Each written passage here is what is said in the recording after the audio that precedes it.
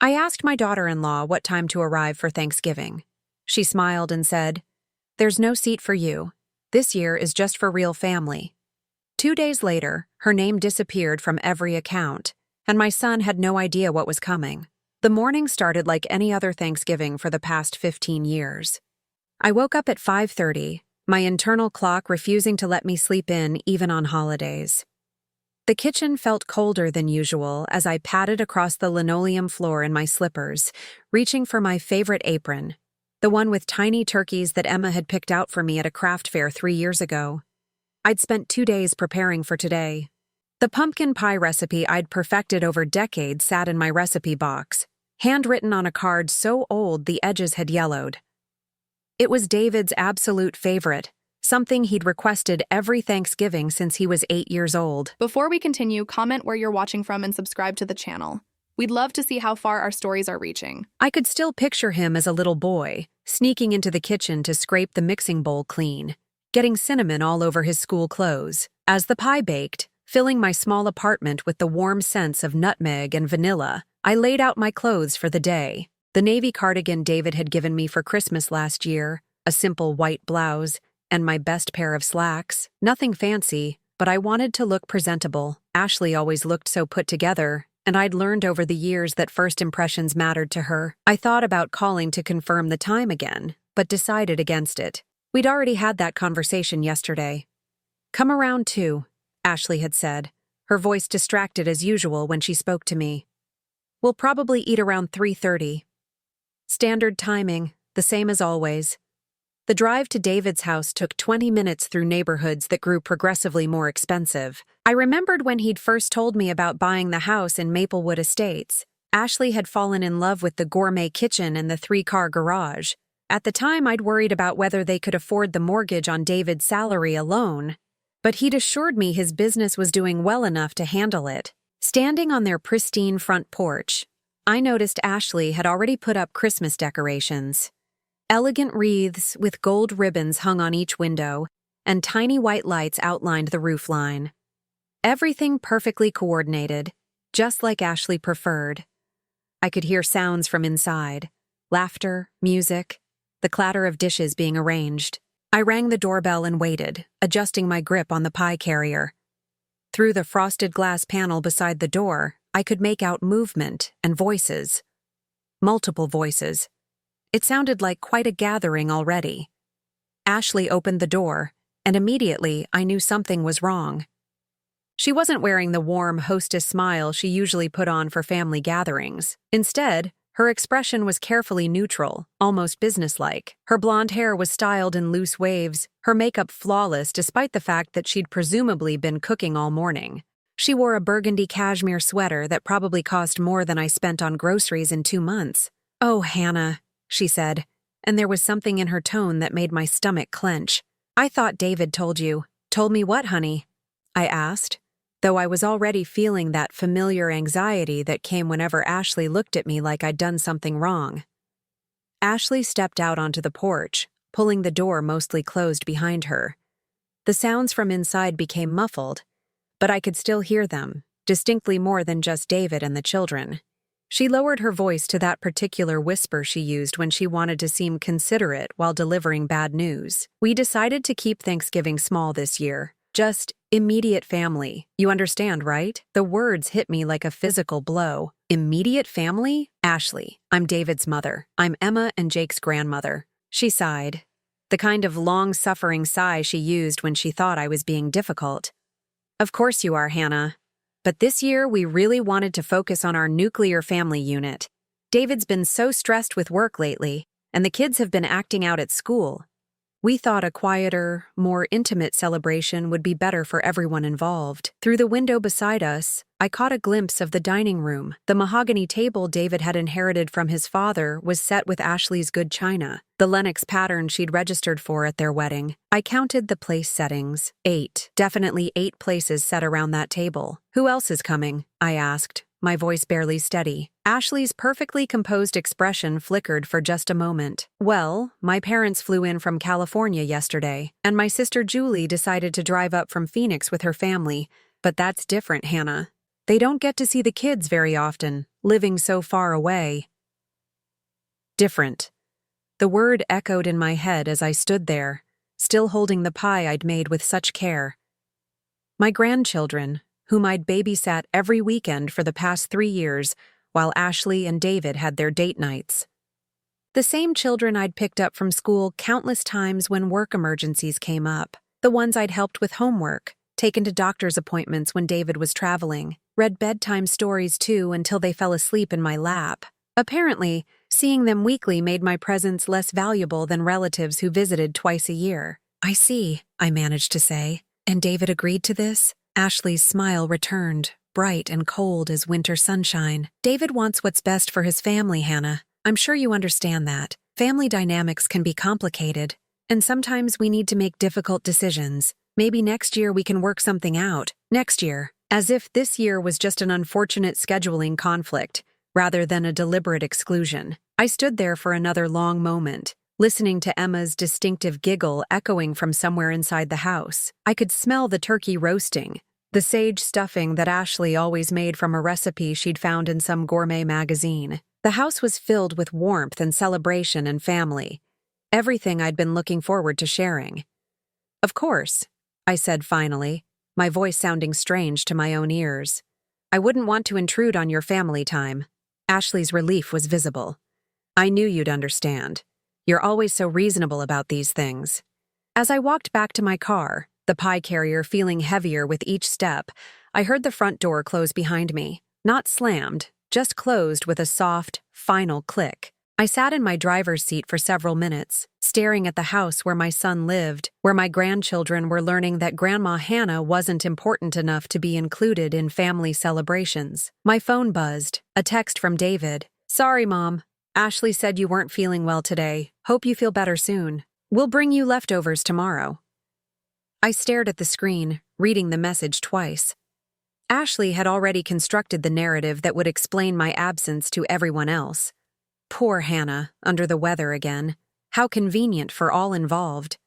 No one would question why I wasn't there, because Ashley had provided a perfectly reasonable explanation. The drive home felt longer than usual. I placed the untouched pie on my kitchen counter and stared at it for a while. All that work, all that care, for nothing. I opened a can of soup and sat down at my small dining table, set for one, eating my Thanksgiving dinner in silence. As I sat there, I thought about the automatic bank transfers that left my account every month like clockwork. 15 years of transfers that Ashley believed came from David's business account. The mortgage payment on their beautiful house, the lease payments on their 2 cars, the tuition for Emma and Jake's private school, the family health insurance premiums, all of it, quietly funded by the woman who apparently wasn't real family. Ashley wanted to talk about real family? Tomorrow, I decided, she would learn exactly what real family meant, and what happened when you threw it away. Friday morning came too early. I'd barely slept, replaying every moment of yesterday's humiliation over and over in my mind. The way Ashley had looked at me like I was an inconvenience, the casual cruelty of her words, the sound of my grandchildren's laughter that I wasn't allowed to share. I sat at my kitchen table with a cup of coffee that had gone cold an hour ago, staring at the bank statement spread across the surface. 15 years of automatic transfers, each one documented in neat rows of numbers that told a story Ashley had never bothered to investigate. The first transfer had started in 2008, right after David bought the house. He'd called me, excited, but worried about the mortgage payments. "It's a stretch, Mom, but Ashley loves it, and we think it's a good investment." What he didn't know was that I'd called the bank the next day and set up an automatic transfer to cover half his mortgage payment every month. I told myself it was temporary, just until his business got more established. But temporary had stretched into permanent, and half had gradually become the full amount as I watched my son and daughter-in-law live beyond their means, while somehow always managing to make ends meet. They thought David's business was more successful than it actually was. They had no idea that Grandma Hanna was the reason they could afford their lifestyle. I pulled out my laptop and logged into my online banking. The numbers were stark and undeniable. Mortgage payment, $2,847 monthly. Car payments for both vehicles, $1,356 combined. Private school tuition for Emma and Jake, $2,400 per month. Health insurance premiums, $890. Even their cell phone family plan, $245. All of it automatically deducted from my account on the first of every month for the past 15 years. I opened a calculator and started adding. The total made my hands shake. Over $120,000 per year, nearly $2 million over the course of their marriage. Money that had come from my late husband's life insurance policy, his pension, and the sale of our family home after he passed. The most painful part wasn't the money itself. It was that I'd done it gladly, quietly, wanting to help my son succeed without bruising his pride. I'd never asked for thanks or recognition. I'd just wanted to be part of their lives, to watch my grandchildren grow up, to feel needed and valued. Yesterday had shown me exactly how valued I was. My phone rang, jolting me from my thoughts. David's name appeared on the screen. "Hi, Mom. How are you feeling today?" His voice carried that careful, solicitous tone people use when they're talking to someone they think is fragile. "I'm fine, David. Just tired. Ashley feels terrible about yesterday. She said you seemed disappointed about not feeling well enough to join us. We saved you a plate. I could bring it over later if you want." I closed my eyes. Even now, Ashley's lie was holding. Even my own son believed I'd been sick rather than deliberately excluded. "That's very thoughtful, but I'm not really hungry." "Are you sure you're okay? You sound different." Different. If only he knew how different everything was about to become. "David, can I ask you something? How do you manage all the monthly expenses? The mortgage, the cars, the kids' school? Your business must be doing incredibly well." There was a pause. "Well, it's tight sometimes, but we make it work. Ashley's really good at budgeting, and I've been getting some bigger contracts lately." "Why do you ask?"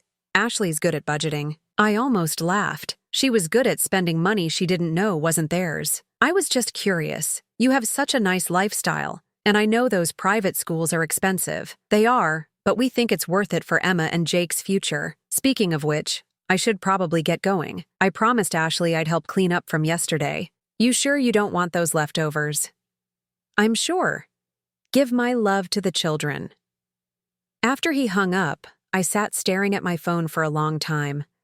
My son had no idea. Absolutely no idea where his comfortable life actually came from. He believed his own narrative about successful contracting work and Ashley's budgeting skills. The truth would destroy him, but the truth was exactly what he needed to hear. I opened my laptop again and navigated to the bank's website. One by one, I began canceling the automatic transfers. Mortgage payment? Canceled. Car payments? Canceled. School tuition? Canceled. Health insurance? Canceled. Even the small ones like their Netflix subscription and Ashley's monthly massage membership. Each cancellation required confirmation. "Are you sure you want to cancel this recurring payment?" the website asked. I clicked yes 15 times, watching years of financial support disappear with each mouse click. The last transfer I canceled was the one that hurt the most. The $200 monthly deposit I'd been making to Emma and Jake's college savings accounts. Money I'd been setting aside for their futures. Money they'd never even known existed. When I finished, I felt hollow inside. Not regretful exactly, but empty. Like I'd just severed the last thread connecting me to my son's family. My phone rang again. This time it was my sister Margaret calling from Arizona. "How was Thanksgiving?" she asked cheerfully. "Did Ashley make that cranberry sauce recipe I gave her last year?"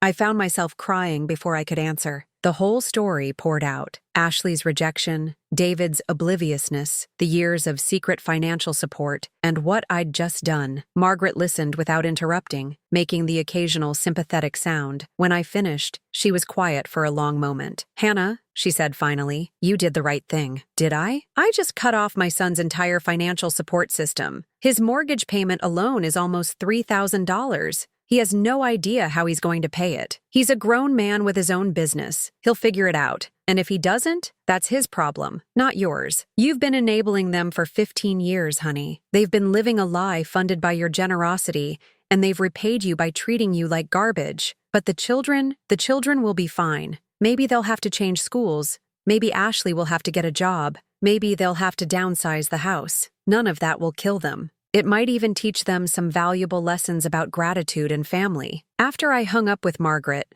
I walked to my bedroom and opened the closet where I kept my important papers. In a file folder labeled Financial Records, I had copies of every transfer, every payment, every penny I'd spent supporting David's family over the years.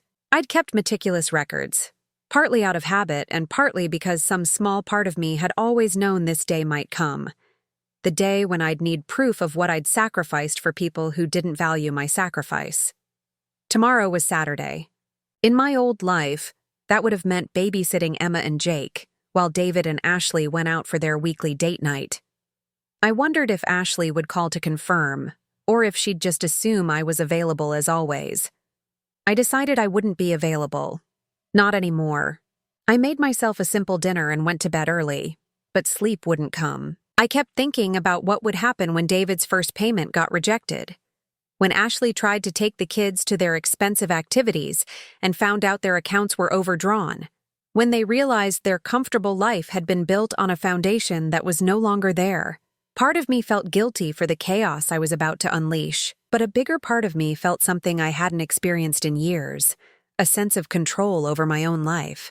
Ashley had wanted to define who counted as real family.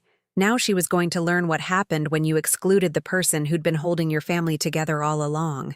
The automated cancellations would take effect on December 1st. In just 6 days, their world would start to crumble, and they'd have no idea why. For the first time since Thanksgiving, I smiled. It was a cold February morning when my phone started ringing at 7:30. David's name flashed on the screen for the third time in 5 minutes. I was sitting in my favorite chair by the window, watching the snow fall while sipping my morning tea. I'd been expecting this call for weeks. I let it go to voicemail. The past 3 months had been the most peaceful I'd experienced in years. Without the constant worry about David and Ashley's financial needs, without the weekend babysitting duties I was apparently no longer welcome for, I'd rediscovered parts of myself I'd forgotten existed. I'd joined a book club at the local library, started taking watercolor classes at the community center, even made friends with my neighbor Ruth, who was also a widow and appreciated having someone to share morning coffee with. For the first time in 15 years, my weekends belonged to me, but I knew the peace wouldn't last forever. The automatic payment cancellations had taken effect on December 1st, just as planned. By now, David and Ashley would be drowning in financial confusion, and from the increasingly frantic voicemails David had been leaving, they were finally starting to panic. I picked up my phone and listened to his latest message. "Mom, please call me back. Something's wrong with our bank accounts. The mortgage payment bounced last month, and now they're saying January's payment was rejected too. Ashley's freaking out, and I don't understand what's happening. The bank says there's been some kind of error with our automatic transfers. Please, I really need to talk to you." I deleted the message and scrolled through the others I'd been ignoring. 23 voicemails over the past 2 weeks, each one more desperate than the last. David's voice had gone from confused to worried to genuinely frightened. According to the messages, their problems had started small. A declined payment here, an overdraft fee there, things that could be explained away as bank errors or computer glitches. But as more and more payments failed, the reality of their situation had become impossible to ignore. Their mortgage was now 3 months behind. Both car payments had lapsed, and Ashley's BMW had been repossessed 2 weeks ago. The children's private school had sent multiple notices about unpaid tuition. Their health insurance had been canceled for non-payment, which they'd discovered when Emma needed urgent care for strep throat and were asked to pay cash up front. I knew all of this not from David's messages, but from my careful observation of their neighborhood. I'd driven by their house several times over the past month, noting the certified mail accumulating in their mailbox, the missing BMW from their driveway, and the worried conversations I'd witnessed between Ashley and her neighbor across the street. It gave me no joy to watch their world crumble, but it gave me something that felt almost as valuable: vindication. My phone rang again. This time I answered. "Hi, David." "Mom, thank God. I've been trying to reach you for weeks. Did you get my messages?" "I got them. I've been busy." "Busy? Mom, we're in crisis here. Something's happened to our accounts and I can't figure out what. The bank says all our automatic payments were canceled, but we never canceled them. Ashley thinks someone might have hacked our accounts or committed identity theft. Identity theft. That was Ashley's explanation for their sudden financial collapse. Of course, she couldn't imagine that David's business might not actually be as successful as they'd pretended. That sounds terrible, I said, keeping my voice neutral. Have you contacted the police? We filed a report, but they say there's no evidence of external fraud. Everything was canceled from our own accounts using proper authorization codes. It doesn't make sense. Maybe you should talk to your bank more thoroughly. Sometimes these things have simple explanations. We've been to the bank 6 times, Mom. They keep saying the same thing. The transfers were canceled by the account holder, but we didn't cancel anything. Ashley's convinced someone has been stealing from us for months, maybe years. Someone has been, I thought, just not in the way Ashley imagined. David, can I ask you something? How exactly did you think you were paying for everything? The mortgage, the cars, the kids' school? There was a long pause. What do you mean? From my business accounts, obviously. I've been working hard, getting good contracts. Your business brings in about $60,000 a year, David. Your mortgage alone is $34,000 annually. How did you think the math worked? Another pause. Longer this time. Ashley handles all the finances. She said we were managing fine, that her budgeting was keeping us afloat. She showed me spreadsheets and everything. Ashley's spreadsheets. I wondered what creative accounting she'd use to make their impossible budget seem reasonable. Probably assumed David's business was more profitable than it actually was, and never questioned where the extra money came from. David, I need to tell you something. Can you sit down? What? Mom? What's going on? You're scaring me. I took a deep breath. For the past 15 years, I've been paying your mortgage, and your car payments, and the kids' school tuition, and your health insurance, and about 20 other monthly expenses. The silence on the other end of the line stretched so long I thought the call had dropped. What? His voice was barely a whisper. Every month since you bought that house, I've been transferring money from my account to cover your bills. You thought it was coming from your business, but it wasn't. It was coming from me. That's impossible. Ashley manages our finances. She would have noticed. Would she? Have you ever actually looked at the bank statements? Really looked at them? Or did you just trust Ashley when she said everything was fine? I heard him breathing heavily. Why would you? Why didn't you tell me? Because you needed to feel successful. Because I wanted to help without damaging your pride. Because I loved watching you and Ashley and the kids live comfortably, and I was happy to make that possible. But the payments stopped. In December. Why did they stop? My chest tightened. This was the moment I'd been dreading and anticipating in equal measure. They stopped because Ashley made it very clear on Thanksgiving that I'm not real family.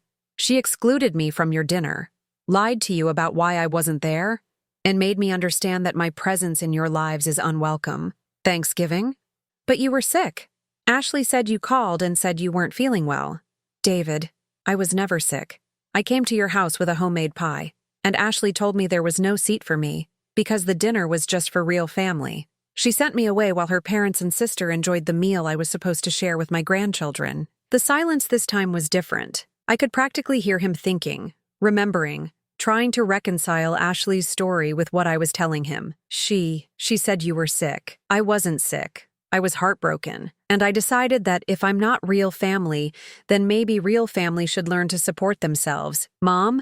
His voice cracked. How much money are we talking about? I'd prepared for this question. About $120,000 a year, nearly $2 million over the course of your marriage. The sound he made was somewhere between a gasp and a sob. $2 million?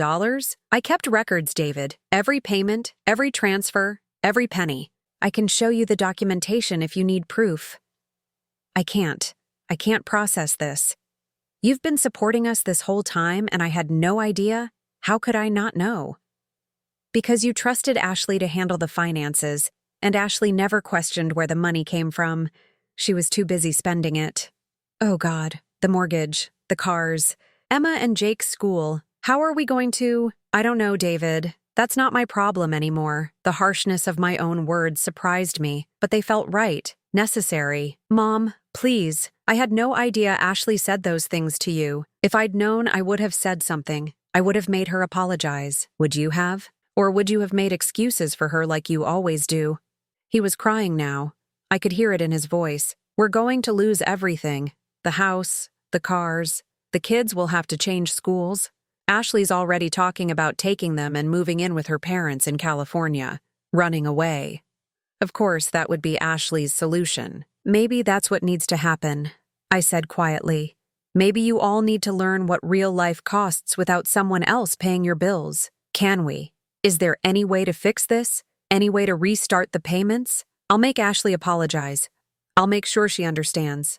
David, you can't make someone understand respect. Either they have it or they don't. Ashley made her feelings about me perfectly clear. But what about Emma and Jake? They don't deserve to suffer because of Ashley's mistakes. That hit home harder than I wanted to admit. The children will be fine. Maybe they'll learn something valuable about gratitude and family loyalty. Maybe they'll understand that actions have consequences. Mom, please, I'm begging you. I'll do anything. For a moment, I wavered. The desperation in my son's voice was breaking my heart. But then I remembered Thanksgiving, the casual cruelty of Ashley's dismissal. The way my own grandchildren had been taught that Grandma Hannah wasn't important enough to include. I'll think about it, I said finally, but things can never go back to the way they were. If there's any hope of rebuilding our relationship, Ashley needs to take responsibility for what she did. Real responsibility, not just empty apologies. I'll talk to her. I'll make her understand. No, David. She needs to talk to me herself, and she needs to mean it. After I hung up, I sat by the window for a long time, watching the snow continue to fall. My hands were shaking, but not from the cold. For 15 years, I'd been invisible in my own family's life. Now, suddenly, I was the most important person in their world. The question was, what was I going to do with that power? The foreclosure notice arrived on a Tuesday in early March. I knew because Ruth had mentioned seeing the official-looking envelope taped to David's front door when she drove past their neighborhood on her way to her daughter's house. By Thursday, it was gone, which meant they'd finally been forced to face the reality I'd been watching unfold from a distance. I was arranging flowers from my small garden when my phone rang. The caller ID showed David's number, but when I answered, it was Ashley's voice that greeted me. Hanna? Her voice was different, smaller. The confident, condescending tone I'd grown accustomed to over the years had been replaced by something that sounded almost like fear. Could we talk? I set down my pruning shears and sat on my porch steps. Of course, Ashley. What would you like to talk about? David told me about the payments, about what you've been doing all these years. What I've been doing? The financial support. I had no idea. David says you've been covering our mortgage and expenses for 15 years. I let the silence stretch between us. She'd called me. She could do the work of this conversation. I want to apologize, she continued, her words coming in a rush. About Thanksgiving. I was stressed about hosting everyone, and I handled things badly. I should have included you. Your family, and I was wrong to suggest otherwise. The apology sounded rehearsed, like she'd practiced it in the mirror. There was no real acknowledgement of the cruelty involved. No understanding of how deeply she'd hurt me, just damage control. You told me there was no seat for me because it was just for real family, Ashley.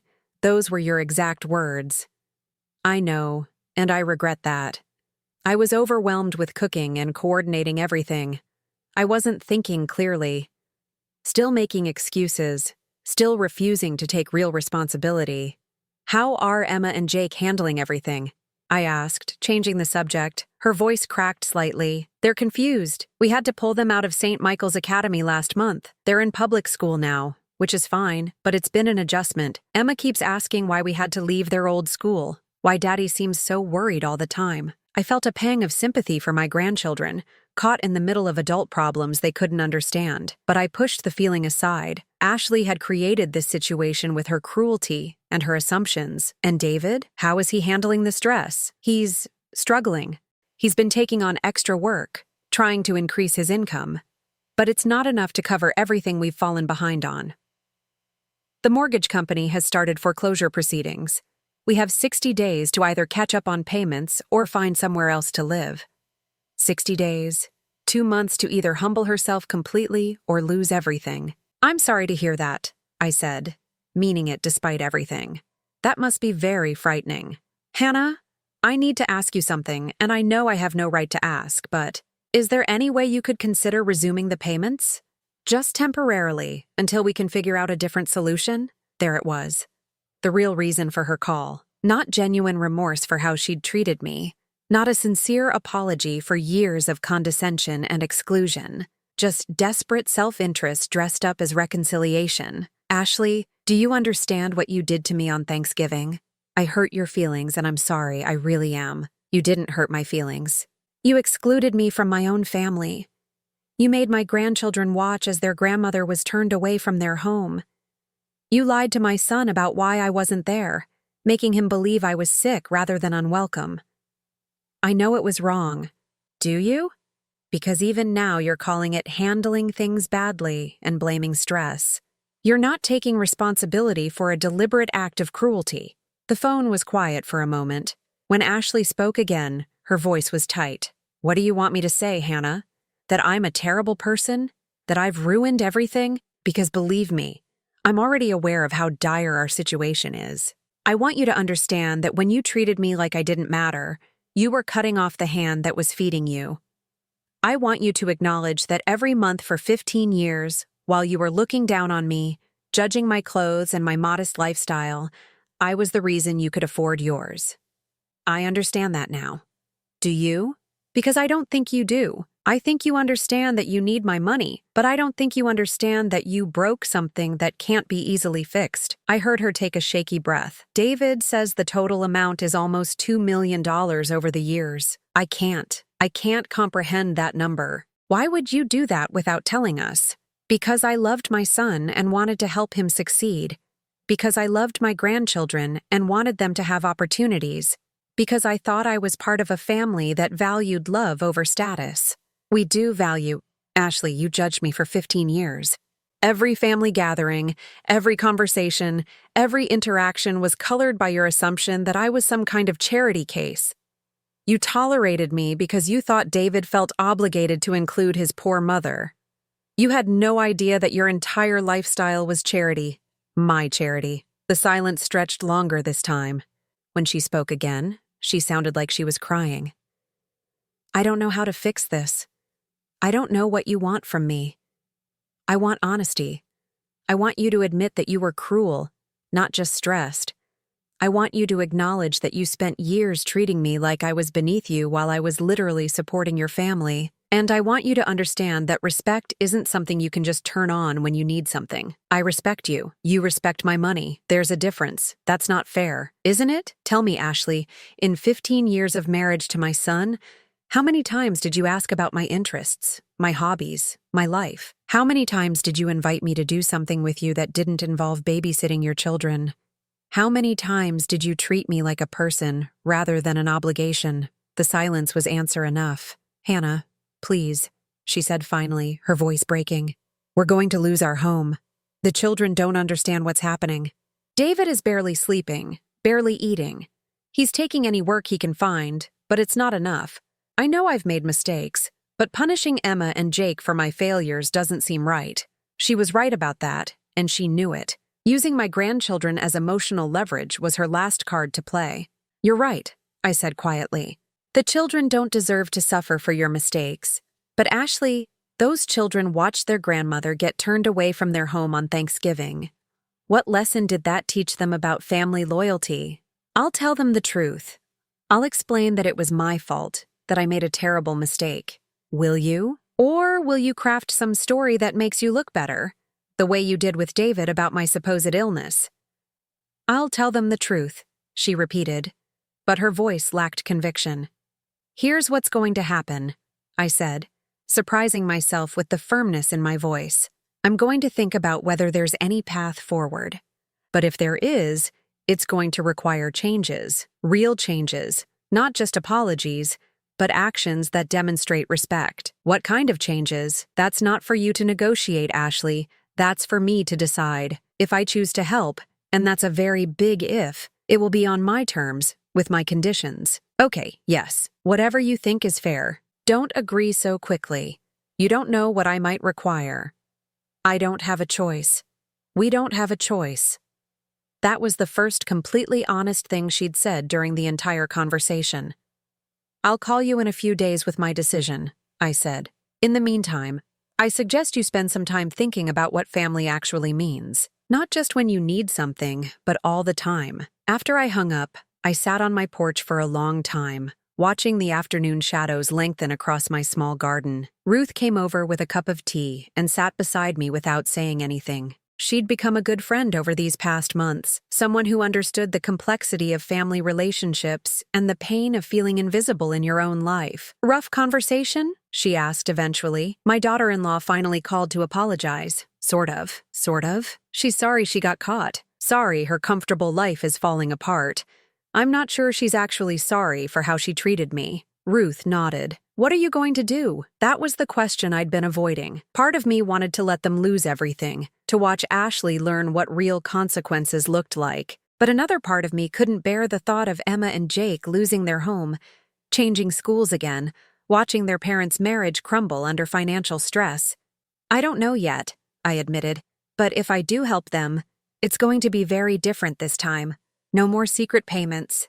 No more invisible support. If I'm going to be part of this family, I'm going to be treated like it. And if Ashley can't handle that?"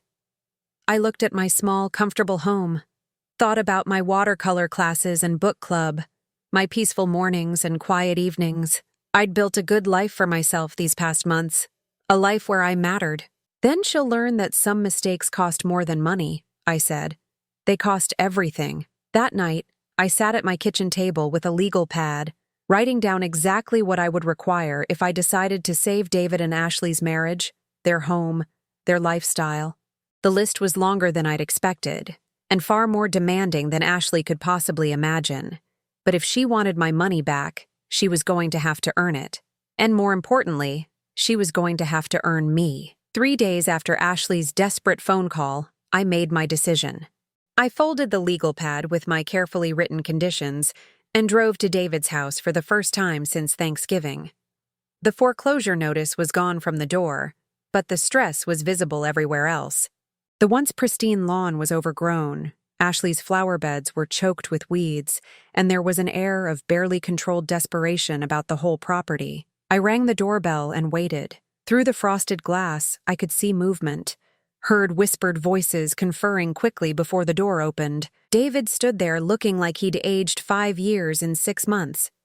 His hair was unkempt.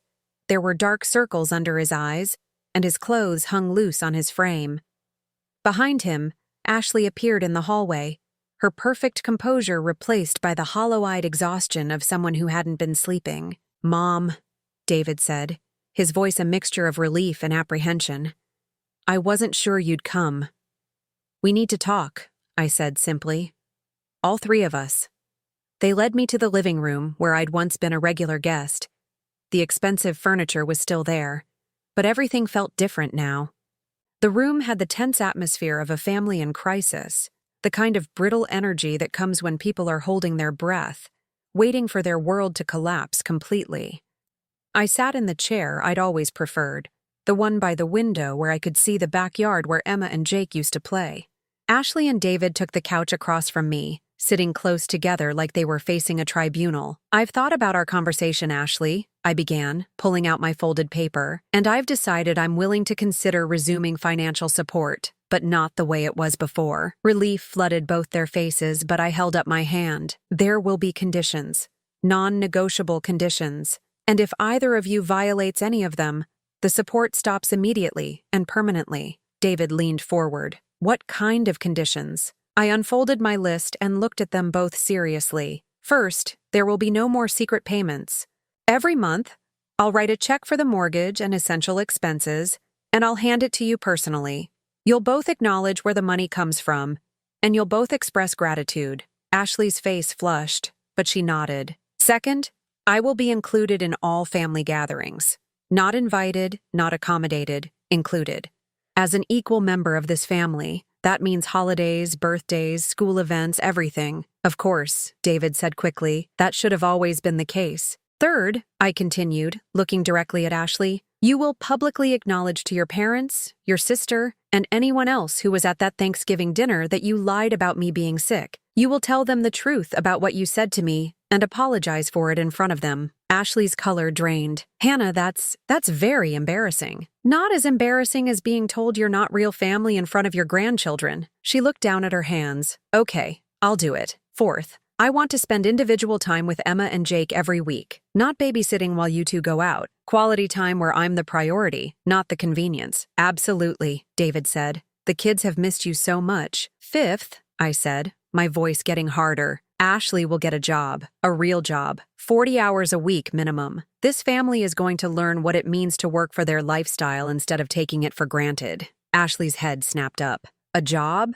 But the children need to see their mother contributing to the household instead of just spending money she didn't earn. They need to learn that comfortable lifestyles require effort and sacrifice. What kind of job? She asked weakly. I don't care.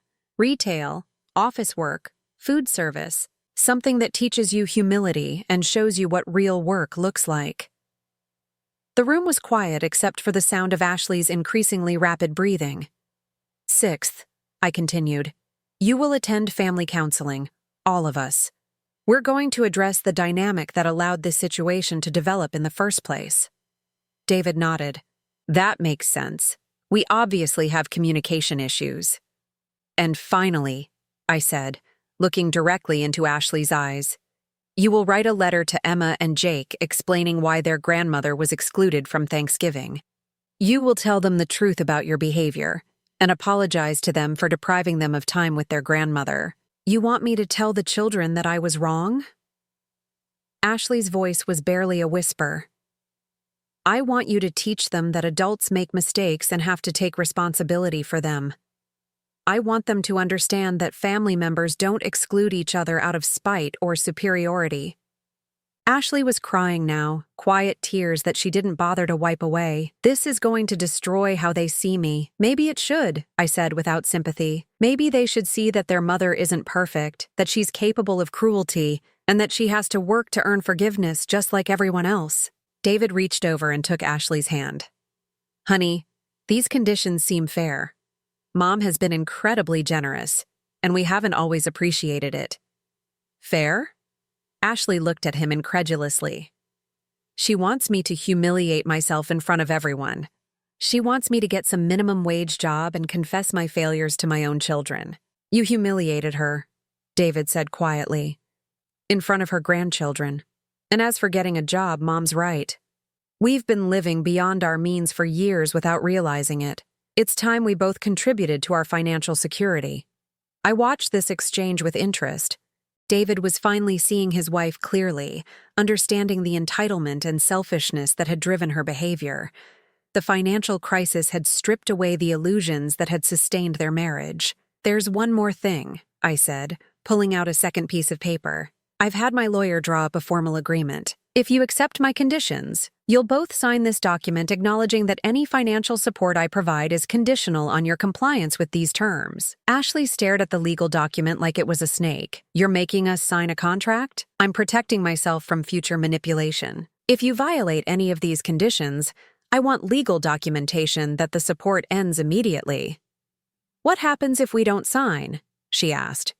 Then you lose your house in 37 days, David declares bankruptcy, and you probably end up divorced within a year when the financial stress destroys your marriage. The brutal honesty of my words hung in the air like smoke. Ashley looked at David, searching his face for some sign that he would choose her pride over their survival. But David was looking at the foreclosure timeline, the stack of overdue bills on their coffee table, the reality of their situation. I'll sign it, he said firmly. Mom, you're being more than generous. These conditions are reasonable given what we've put you through. Ashley sat in silence for a long moment, staring at the legal document. I could practically see her weighing her options, calculating whether her pride was worth more than her comfortable lifestyle. The job requirement, she said finally.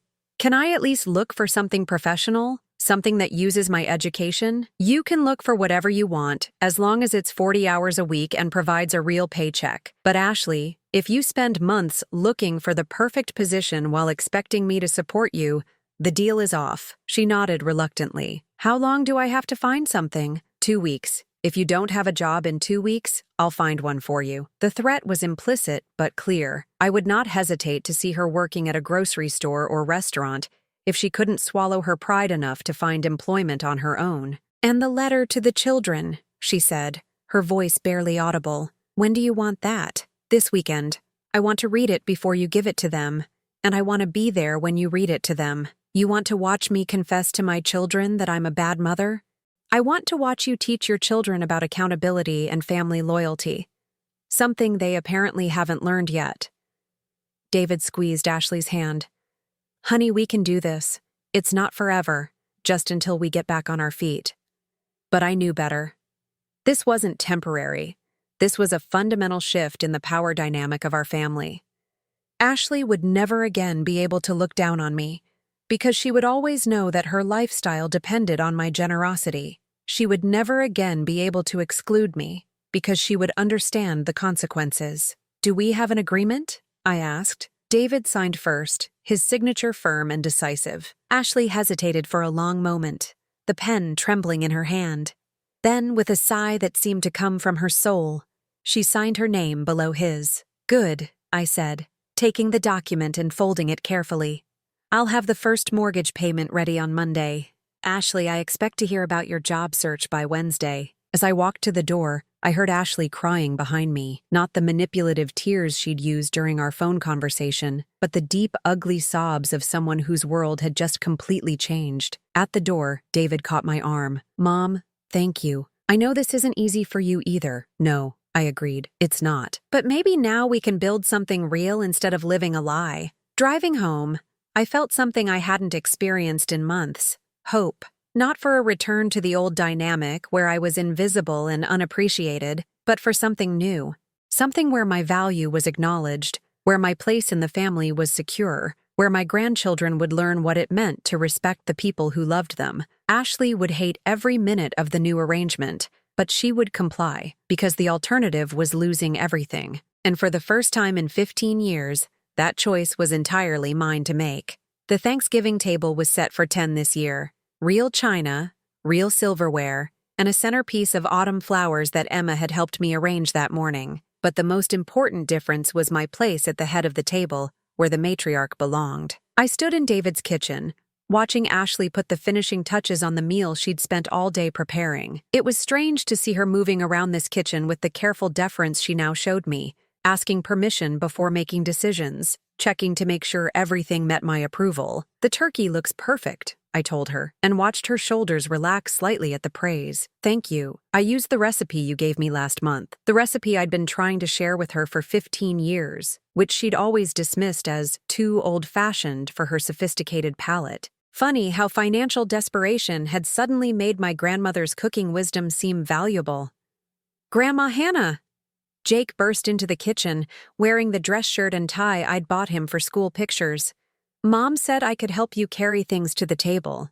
"That would be wonderful, sweetheart." I handed him the bowl of mashed potatoes, noting how he automatically gave me a hug before taking it. These small gestures of affection had returned gradually over the past year, as the children learned that their grandmother was someone to be valued rather than ignored. Emma appeared in the doorway, looking lovely in the dress David had finally been able to afford, after Ashley's job at the insurance office started contributing to their income. "Grandma, Dad wants to know if you're ready for everyone to sit down." Everyone. Ashley's parents had flown in from California, the same ones who'd enjoyed that exclusive Thanksgiving dinner last year, while I sat alone in my apartment. They'd been notably subdued during yesterday's family gathering, still processing Ashley's public apology from 2 weeks ago. The awkwardness was palpable, but necessary. "Tell him we're ready," I said, smoothing Emma's hair. "You look beautiful, honey." As we gathered around the table, I took my place at the head with a satisfaction that had nothing to do with revenge and everything to do with rightful recognition. David sat to my right, Ashley to my left. The children scattered around the sides with Ashley's family filling out the rest of the seats. "Before we eat," David said, standing with his wine glass, "I want to make a toast." He looked around the table, his gaze settling on me with an expression of genuine gratitude I'd never seen before this year. "To my mother, who taught our family what real generosity looks like. and what real family means. Everyone raised their glasses, including Ashley. Though I could see the effort it cost her, the public acknowledgement of my role in their family was still difficult for her, even after months of practice. And, David continued, to my wife, who has shown incredible strength this year in making the changes our family needed. Ashley's smile was more genuine this time. The year had been hard on her, but it had also taught her things about herself she'd never been forced to confront. The job at Meridian Insurance had been humbling at first. She'd started as a receptionist, the only position she could find within my 2-week deadline, but she'd proven competent and hardworking, earning 2 promotions and a measure of respect from her colleagues. More importantly, it had given her something she'd never had before: independence, her own paycheck, her own professional identity, her own sense of accomplishment that didn't depend on spending other people's money. To family, I said, raising my own glass. All of us. As we began eating, the conversation flowed more naturally than it had in years. Ashley's father, who'd barely acknowledged my existence at previous gatherings, asked about my watercolor classes. Her mother complimented the flowers Emma and I had arranged, actually engaging with me as a person, rather than an obligatory presence. The shift hadn't happened overnight. The first few months after the agreement had been tense and awkward, with Ashley fulfilling the letter of our contract while clearly resenting every moment. But gradually, something had changed. Maybe it was the weekly family counseling sessions, where we'd all learned to communicate more honestly. Maybe it was watching her children's relationship with me flourish when she stopped interfering. Or maybe it was simply the relief of having financial security coupled with the self-respect that came from earning her own way. "Grandma Hanna," Emma said during dessert, "will you tell us the story about the princess who saved herself?" It was our tradition, the one Ashley had interrupted so rudely 2 years ago. But now, instead of discouraging the children's attention to me, Ashley simply smiled and cleared dishes quietly while I launched into the familiar tale. As I told the story, I caught sight of Ashley listening from the kitchen doorway, a small smile playing at the corners of her mouth. Later, I found out she'd been secretly practicing my recipes and trying to learn the stories I told the children, wanting to understand what made these traditions so important to them. After dinner, as the family scattered to various activities, Ashley approached me in the living room where I was reading to Jake. "Hannah," she said quietly, "could I talk to you for a moment?" I finished the page and handed the book to Jake. "Go find your sister, sweetheart. I'll finish this story later." When we were alone, Ashley sat down across from me, her hands folded in her lap. The combative posture I'd grown accustomed to over the years had been replaced by something more humble, more genuine.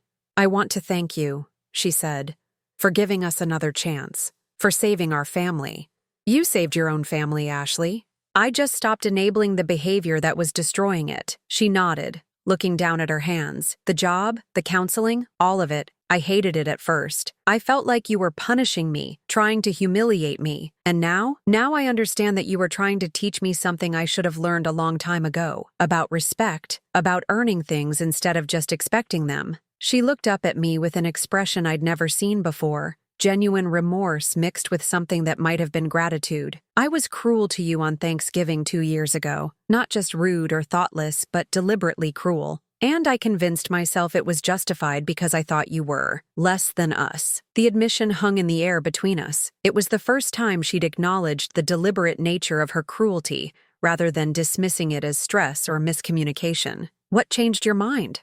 I asked. "Watching Emma and Jake with you this year, seeing how much they love you, how much they've always loved you, realizing that I was teaching them that it was okay to dismiss people who didn't fit our image of success." She wiped her eyes with the back of her hand. "They could have grown up to be like me, entitled and shallow and ungrateful. You saved them from that too." I felt something soften in my chest, a knot of resentment I'd been carrying for years finally beginning to loosen. "And David?" I asked. "David sees me clearly now. All of me, including the parts I'm not proud of. But somehow he still loves me, and he's helping me become someone better." She paused, then added, "Someone worthy of the family I married into." We sat in comfortable silence for a moment, listening to the sounds of family around us. David and his father-in-law discussing baseball, Emma practicing piano in the next room, Jake building something with his grandfather on the floor. "The agreement we signed," Ashley said eventually. "I know it's supposed to be temporary, until we're back on our feet financially, but I don't want things to go back to the way they were before. I raised an eyebrow. You want to keep working? Keep the monthly acknowledgement of where the money comes from? I want to keep being honest about our relationship. I want to keep treating you like the important member of this family that you are. I want Emma and Jake to grow up understanding that their grandmother isn't just someone we tolerate, but someone we treasure. The words were simple, but I could hear the effort behind them. Ashley was still proud, still sometimes struggled with the humbling realities of our new dynamic, but she was trying, genuinely trying, to be better. What about when the mortgage is paid off? I asked. When you're truly financially independent? Then I want to keep having you in our lives because we want you here, not because we need you here. I want to earn your love instead of just expecting it. It was perhaps the most honest thing she'd ever said to me. Later that evening, after Ashley's parents had returned to their hotel and the children were in bed, I sat with David and Ashley in their living room, sharing a bottle of wine and watching the fire David had built in the fireplace. I have something to tell you both, I said, setting down my glass. I've been thinking about what happens next, about the long-term arrangement. They both tensed slightly, probably expecting me to announce new conditions or changes to our agreement. I've decided to change my will, I said simply. The house will go to both of you when I'm gone, along with most of my remaining assets. But there are conditions. David leaned forward. What kind of conditions? The inheritance is contingent on maintaining the family relationships we've built this year. If you ever exclude family members out of spite or superiority, if you ever treat people as less worthy based on their financial status, if you ever forget the lessons this year has taught us, the inheritance goes to charity. Ashley's eyes widened. You're leaving us your house? I'm leaving you the opportunity to deserve it, just like I gave you the opportunity to deserve my continued support this year. David reached over and took my hand. Mom, you don't need to. Yes, I do. Because this isn't just about money or houses or even about the past 2 years. It's about making sure Emma and Jake grow up in a family that values character over status, kindness over wealth, inclusion over exclusion. I looked at both of them seriously. They're watching us, learning from us. The family they create someday will be based on what they see in this house, around this table, in the way we treat each other when things are difficult. Ashley wiped tears from her eyes. We won't let you down. You already haven't, I said, squeezing David's hand and reaching for Ashley's with my other. This year, you both became the people I always hoped you could be. You became worthy of the love I always wanted to give freely. As I drove home that night to my small, comfortable apartment, I thought about the journey that had brought us to this point. 2 years ago, I'd been invisible in my own family, taken for granted and casually dismissed. The woman who'd enabled that invisibility was gone now, replaced by someone who knew her worth and insisted on being valued. Ashley would never again assume that her lifestyle was guaranteed. David would never again take his mother's love for granted. And Emma and Jake would grow up understanding that family was something you chose to honor every day, not something you could ignore until you needed it. The pain of that Thanksgiving exclusion had been real and deep. But it had also been the catalyst for becoming the person I was always meant to be. Someone who demanded respect rather than hoping for it. Someone who gave love but required it to be valued. Someone who understood that the most powerful thing you can do is refuse to accept less than you deserve. Tomorrow I would call Margaret in Arizona and tell her about today. About Ashley's genuine apology. About David's clear-eyed gratitude. About Emma and Jake's unguarded affection. About the family dinner where I sat at the head of the table not as a guest, but as the acknowledged heart of the family. My sister would be proud of me, I thought. Proud that I'd found the courage to stop shrinking myself to accommodate other people's comfort. Proud that I'd used my pain as fuel for transformation rather than as an excuse for bitterness. As I pulled into my driveway, I saw the porch light I'd left on earlier, welcoming me home to the life I'd built for myself. A life where I mattered, where I was valued, where I was finally, truly free. The woman who'd been excluded from that Thanksgiving dinner was gone forever. In her place was someone stronger, wiser, and infinitely more dangerous to anyone who tried to diminish her. Someone who would never again accept being called anything less than family.